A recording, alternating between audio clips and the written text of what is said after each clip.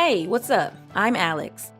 I want to talk about mental health, which we're starting to discuss more in our communities. It's our emotional well being and impacts our everyday life, how we feel, how we interact with others, even how we think and view things. Our general wellness is connected, so your mental health can influence physical health. Mental health is how you handle experiences in your life, how you cope with everything and take care of your mind and your emotions. Just like you can have physical challenges, you can have mental health challenges, and you need to get help if you're struggling with either. You can't heal a broken foot on your own. You feel me? So you shouldn't have to deal with your emotional ups and downs alone. There is support out there for everyone. Mental health is kind of like a cycle. One day you feel good, Sometimes you might be stressed and overwhelmed about how to deal with stuff. And other times you might feel stuck and challenged, like struggling with something bigger than what you can manage. That might lead to a mental health crisis. Throughout our lives, our mental wellness can change based on what we're going through. Mental health challenges don't have a single cause. It could be your experiences or the chemistry of your brain. What's most important is that you take care of yourself. No matter how you're feeling, there is help for you. I've had my own mental health challenges. I want to share my story with you because I wish I'd reached out for help earlier than I did. I was always feeling low, tired, and noticed that I was getting irritated and angrier. I started sleeping more to try to forget about how I was feeling.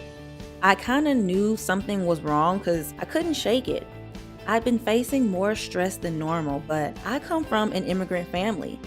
Everyone holds me to really high standards. I felt like there's no room for mistakes or struggles. I didn't want to reach out because I didn't want anyone to think I was weak or crazy. There was also a language difference.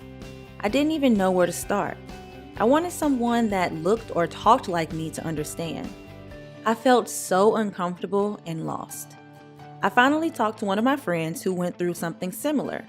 She told me about the differences between seeking a professional versus talking to family and friends. She said her therapist walked her through everything, like you can get better by doing this, and will continue to, like monitor how you feel.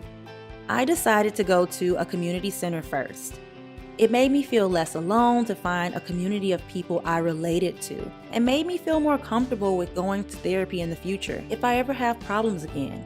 There are so many ways that people can take care of themselves. Most people have their own struggles at some point.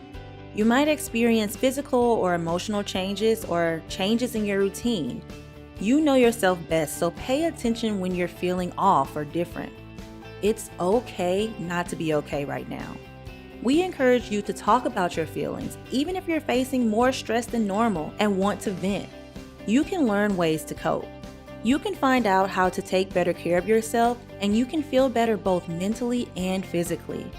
Everyone needs a little support sometimes. You can choose what's most comfortable for you in your situation.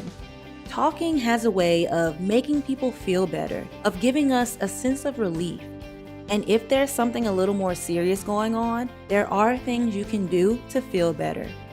Just don't try to do it alone because you're not alone. Reach out. It's worth a try.